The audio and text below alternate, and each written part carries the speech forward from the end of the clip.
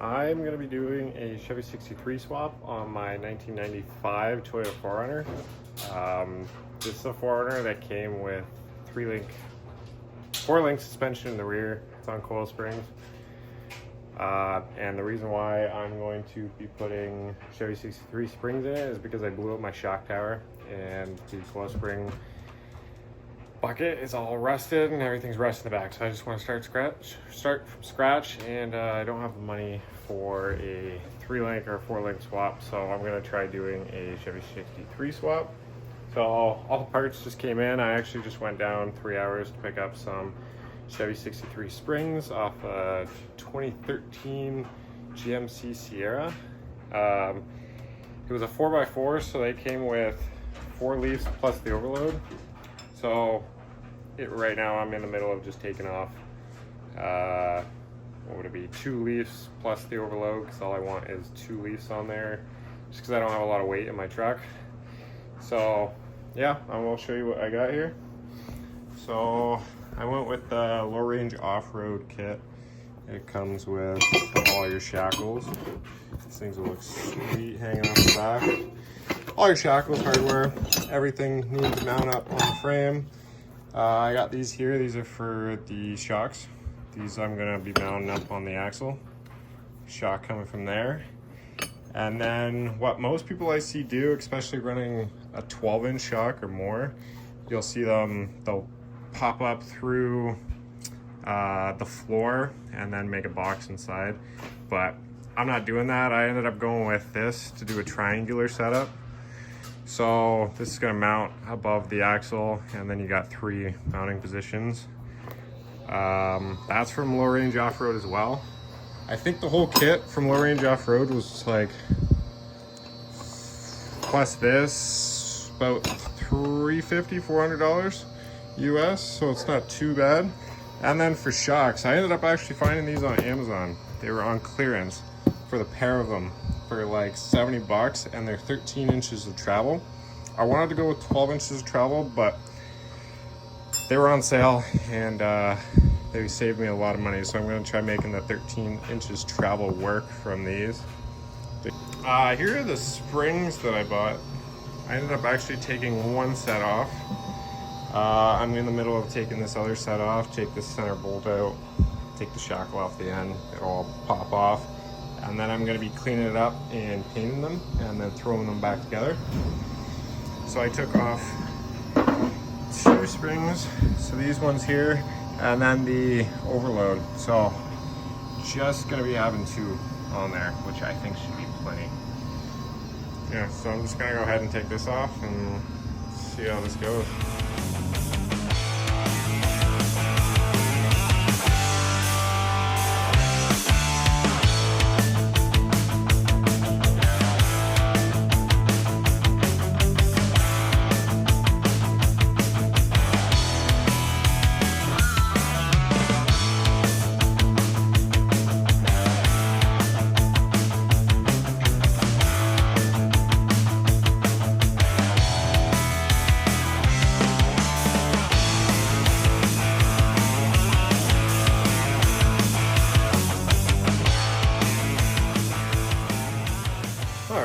So, cut those off. That was a pain in the butt. This one here, it was like, I don't know, I needed to put my full weight into the breaker bar to get that one off, but got them off. These springs that I got, actually, they are in great condition, and the guy who I bought them off of, he had plans to put them on his 2003 1500, so he actually just put brand new bushings in these. So I got a really good deal on them, 100 bucks. I was told everywhere online when doing this swap, don't spend more than $150 on them. And I came across this guy. I mean, he was about 3 hours away from me, so that was gas money to go down there, but he met me about an hour. They were originally 4 hours. He met me an hour. So I give him about 120 bucks for them, 20 bucks in gas. He was asking 100 bucks. But I found people online trying to sell these for, you know, $250, in way worse condition than these, like no paint, no black paint on them at all, with the bushings all cracked. So I got really lucky finding these guys. It's unfortunate. I don't need all those, but I am gonna keep them just in case. Like I do have plans in the future to put a rooftop tent on, and I want to make a custom bumper for the rear. In the future, when I do gain weight, I'm gonna probably be using one of those, adding them on, because I'll get way too much sag. But for now, 2 springs should be plenty. Yeah, so I'm gonna go ahead now and I'm gonna take a grinder with a Brussels disc on it and take off all the old paint, take off all the rust, and then get them all prepped up for some new paint. The best part about paint is prep and the boringness. So yeah. All right, so all set up here. Gonna grind these. Just using a grinder with a wire disc on there. Safety first. Pretty sure my mom would hit me if she saw me without these. So.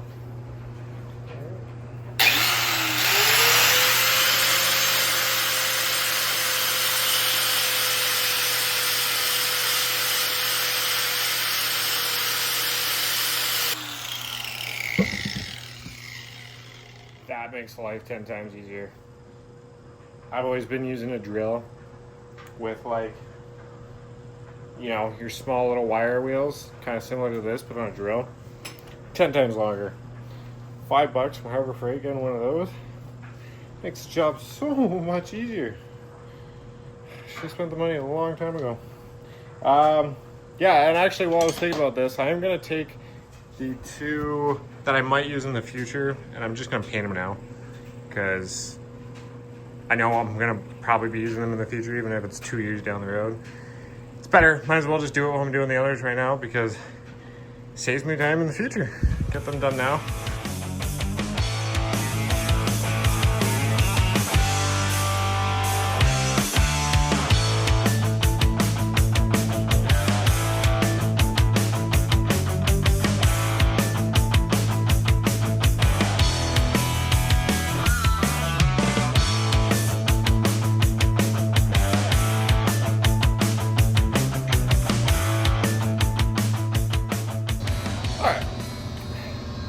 So, got one done.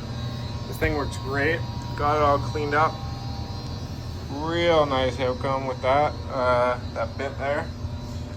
So I'm gonna go ahead and do the other 5 of them. All right, so I got them all sanded down.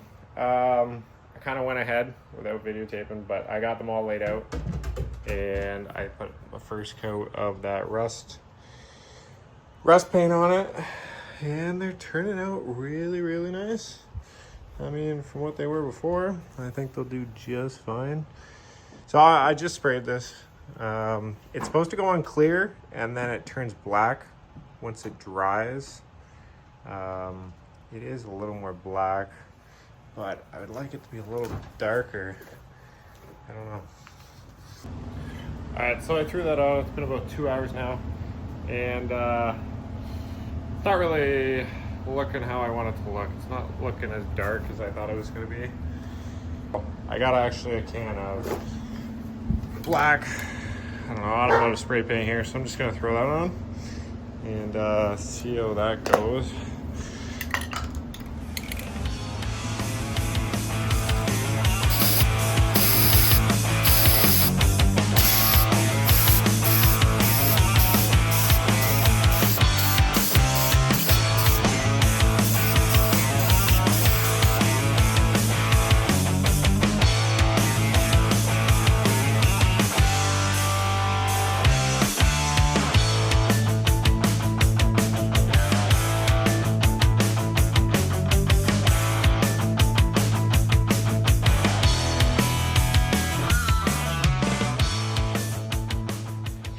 All right, got the first coat on the one side. I think I'm only gonna do 1 coat, especially because I got that other coat of that rust, the rust paint on there, but looks way better. That's the look I'm going for. You can see that one's still glossy, but it dries so fast. But yeah, get these flipped over, get the other side painted, and throw them back together. Hopefully I can get that done tonight. All right, flipped over. Got that coat on. Let that dry. I don't know, probably give it about maybe an hour. This paint dries really fast, so I don't think I'll have an issue after an hour. And then I'm gonna get them all put back together. Yeah.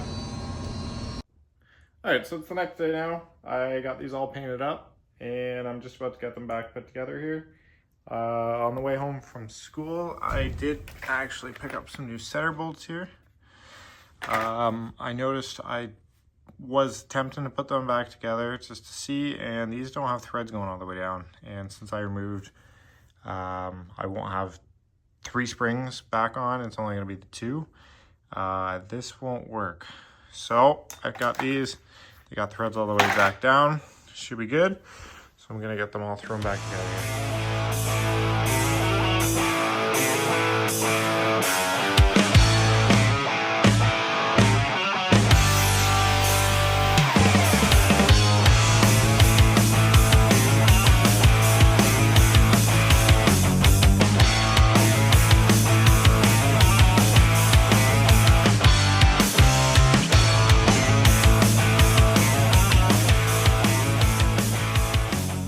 All right, got them all back together. I wasn't actually able to put this guy back in here. I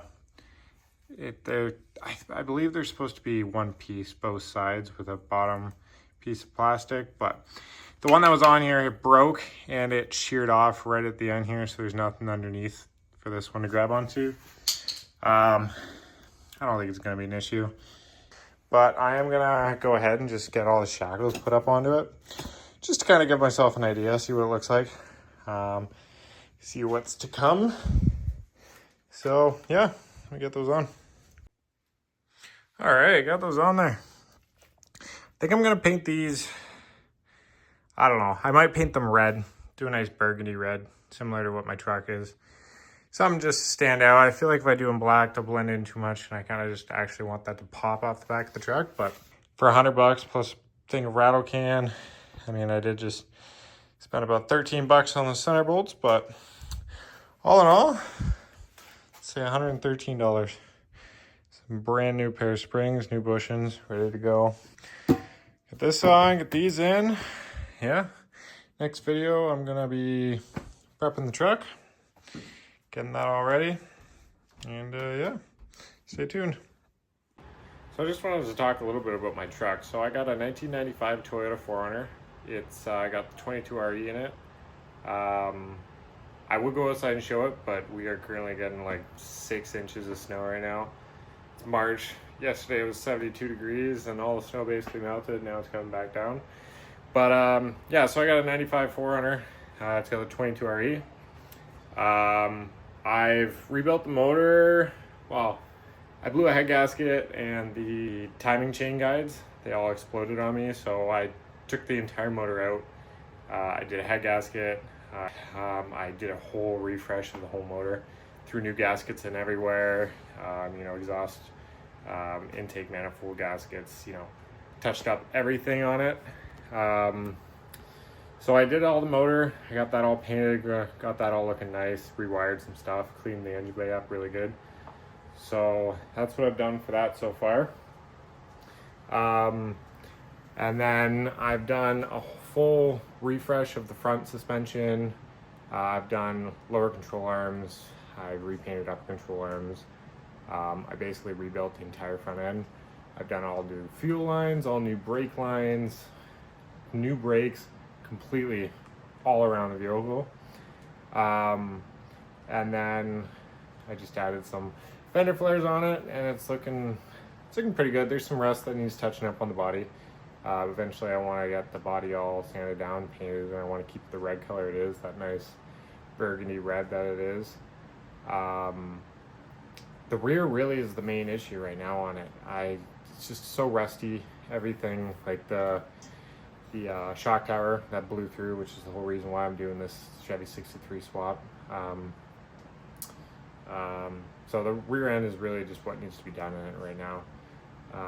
It's sitting on 33s, but yeah, so the plans for the 4Runner, I want to get the Chevy 63 swap on it. I'm thinking it should raise it about 3 inches, which is kind of right where I want to sit right now, and that means that I'm going to have to do some with the front end, and I don't want to crank up the torsion bars. So I'm going to get some ball joint spacers and a kit that gets a differential drop for the front axle. Well, not axle because it's IFS, but drop that front diff down, kind of help with the CV axles, because a lot of people online, they talk about don't do in the kit because it's bad for that CV axle, as well as, I don't know, but yeah, so I'm going to do that all properly, get that all leveled out, and then hopefully maybe by the end of the summer get some 35s on it, kind of make it look a little cleaner, get some better rims. I just got the stock Toyota rims on there right now. But yeah, that's kind of the process and kind of everything I want to do for this year and what I've done. It's been about 4 years going.